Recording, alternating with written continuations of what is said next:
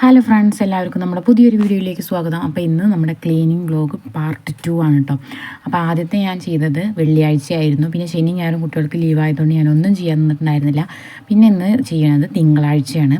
അപ്പോൾ ആദ്യം തന്നെ ഡൈനിങ് ഹാൾ വൃത്തിയാക്കാച്ചിട്ടായിരുന്നു കേട്ടോ.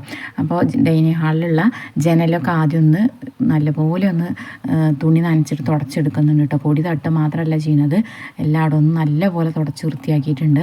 പിന്നെ ജനലൊക്കെ വൃത്തിയാക്കി കഴിഞ്ഞിട്ട് നേരെ വാഷ് ബേസിൻ്റെ മുകൾ ഭാഗം ഒന്ന് നല്ലപോലെ കഴുകിയെടുത്തു കേട്ടോ. അവിടെ കഴുകിയിട്ട് തുടച്ചെടുക്കുകയാണ് ചെയ്തത്. അവിടെ കുട്ടികൾ ചന്ദനം അരയ്ക്കുകൊണ്ട് നല്ലപോലെ പൊടി ഉണ്ടായിരുന്നു. പിന്നെ വാഷ് ബേസും കൂടി ഒന്ന് കഴുകിയെടുത്തു.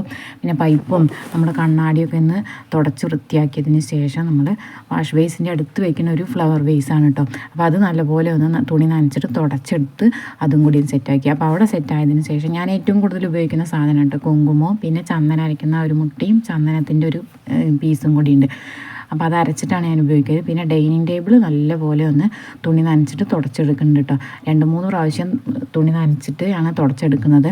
നല്ല പോലെ പൊടി ഉണ്ടായിരുന്നു, നമ്മൾ ഇവിടെ അധികം ഉപയോഗിക്കാറില്ല. അപ്പോൾ പിന്നെ കസാലകളൊക്കെ ഒന്ന് തുടച്ച് അവിടെ നിന്ന് സെറ്റാക്കിയതിന് ശേഷം നമ്മുടെ വാഷ് ബേസിൻ്റെ അടിയിലുള്ള ഭാഗത്ത് കുറച്ച് സാധനങ്ങളൊക്കെ ഉണ്ടായിരുന്നു കേട്ടോ. അതൊക്കെ ഒന്ന് തുടച്ച് അതിൻ്റെ ഉള്ളിൽ വെച്ച് അവിടെയൊക്കെ ഒന്ന് വൃത്തിയാക്കി അതിൻ്റെ ഡോറൊക്കെ നല്ലപോലെ ഒന്ന് തുടച്ചെടുത്തു. അപ്പോഴാണ് ഞാൻ ഫാൻ തുടച്ചിട്ടില്ലല്ലോ എന്ന് ആലോചിച്ചത്. നമുക്ക് ലാഡർ ഉണ്ടാവും കൊണ്ട് ഫാനൊക്കെ തുടയ്ക്കാൻ എളുപ്പമാണ് കേട്ടോ. അപ്പോൾ അതൊക്കെ ഒന്ന് തുടച്ചെടുത്തിട്ടുണ്ട്.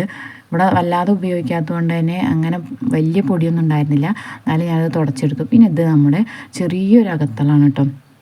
അപ്പോൾ അവിടെ മഴ പെയ്യുമ്പോൾ അങ്ങനെ വെള്ളമൊക്കെ വീഴുമ്പോൾ അതിൻ്റെ ചെറിയ പൊടികളൊക്കെ ഇങ്ങനെ ചുമരിൻ്റെ സൈഡിൽ കൂടെയൊക്കെ തെറിച്ചിട്ടുണ്ടായിരുന്നു. അപ്പോൾ അതൊക്കെ ഒന്ന് തട്ടിക്കളഞ്ഞിട്ട് ഒരു 4 ഫില്ലറുണ്ട് കേട്ടോ. അപ്പോൾ അത് നല്ലപോലെ ഒന്ന് തുടച്ചെടുക്കുന്നുണ്ട്. അത് തുടക്കി കഴിഞ്ഞ് പിന്നെ ഞാൻ നേരെ പോയത് നമ്മുടെ ലിവിങ് സ്പേസിലേക്കാണ് കേട്ടോ. അവിടെ ഒരു കോർണർ സോഫയുണ്ട്, പിന്നെ ഒരു ദീവാനിയും കൂടി ഉണ്ട്.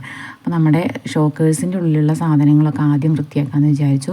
അപ്പോൾ ഓരോ ഭാഗത്തുള്ള സാധനങ്ങൾ മാറ്റി വെച്ചിട്ട് അങ്ങനെ തുടച്ചെടുക്കുകയാണ് ചെയ്യുന്നത്. മൊത്തത്തിൽ പുറത്തേക്ക് ഇടുന്നില്ല കേട്ടോ. അപ്പോൾ ആദ്യം തന്നെ ബ്രഷ് ഉപയോഗിച്ച് പൊടിയൊക്കെ കളഞ്ഞിട്ട് ഒന്ന് തുടച്ച് വൃത്തിയാക്കിയിട്ട് ഓരോ സാധനങ്ങളും എടുത്ത് തുടച്ച് നേരെ വൃത്തിയാക്കി വെച്ചു കേട്ടോ. പിന്നെ നമ്മുടെ സോഫയൊക്കെ ഒന്ന് മാറ്റി വെച്ചിട്ടുണ്ട്. അപ്പോൾ അത് സെറ്റായി കഴിഞ്ഞപ്പോൾ അതൊന്ന് ഗ്ലാസ് അടച്ചിട്ടു.